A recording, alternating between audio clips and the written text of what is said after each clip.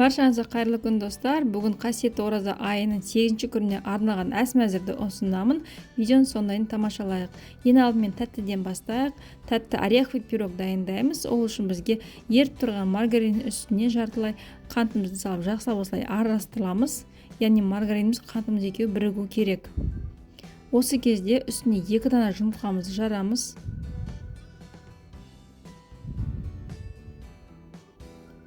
Жақсылап тағы да араластырамыз.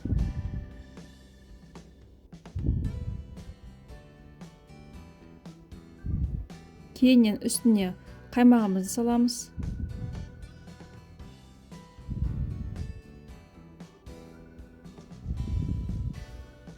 Тағы да араластырамыз.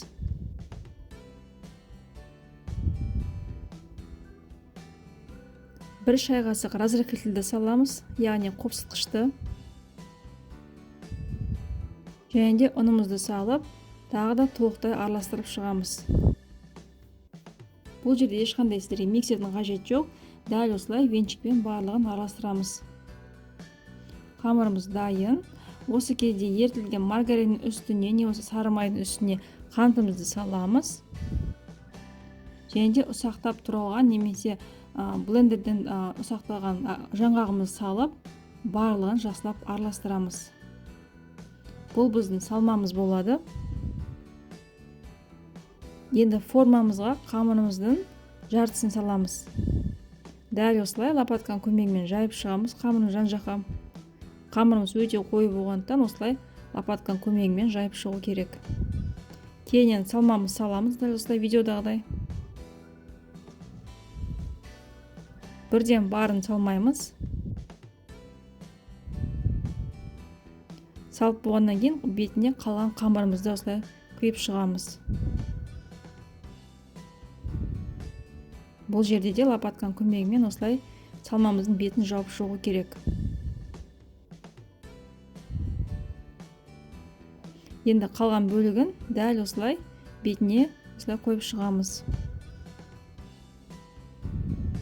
Қызып тұрған пеште 180 градуста 30 минуттай пісіріп аласыздар. Міндетті түрде зубочисткамен тексеріп алыңыздар, піскен піспеген. Өйткені әр пеш әртүрлі болады. Міне осымен дайын. Міндетті түрде кешкі ағылшыға дайындап көруге кеңес беремін. Өте жұмсақ болып шығатын пирогтардың бірі. Ал енді біз салат острый с мясом дайындаймыз. Өте дәмді болып шығатын салаттардың бірі. Ол үшін ең алдымен біз осылай жылқының етін, осылай менде жылқының еті осылай ұсақтап турап шығамын. Сіздер қалауынша сиыр етін қолдансаңыздар болады. Осылай жіңішке ұзынша етіп турап шығамыз.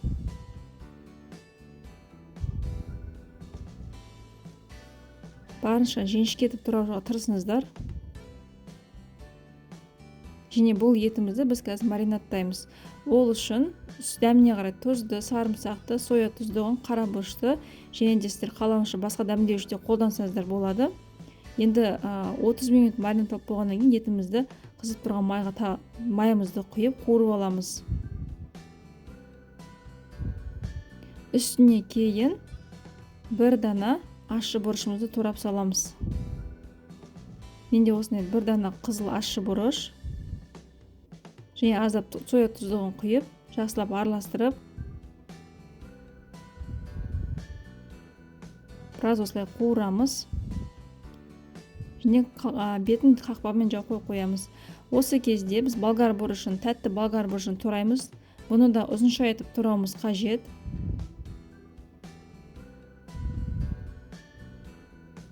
Салатымызды әдемі көрікті болу үшін осылай түрлі түсті қызыл және сары түсті алсаңыздар болады. Қиярымызды турап шығамыз. Бұны да ұзынша етіп тураймыз.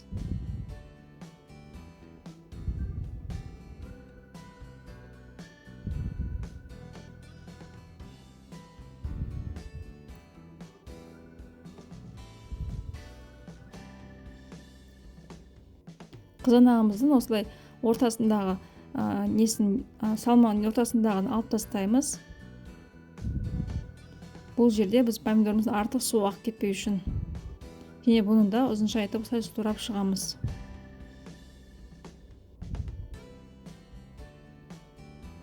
Енді етіміз дайын болды. Дайын болған етімізді салатымыздың үстіне құямыз. Дәл осылай салып, тағы да соя тұздығын салып, тұзды салып, дәміне қарай және де аскөкімізді саламыз қалауынша. Мен бұл жерде рукколаны қостым. Осымен салатымыз дайын. Өте дәмді, ащы дәмі бар салаттардың бірі. Міндетті түрде дайындап көруге кеңес беремін. Және де әсемдік үшін осылай кунжутты сепсеңдер болады.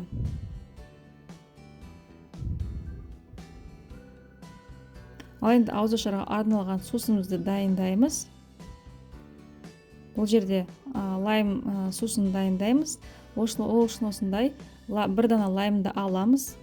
Дәл видеода турап шығамыз.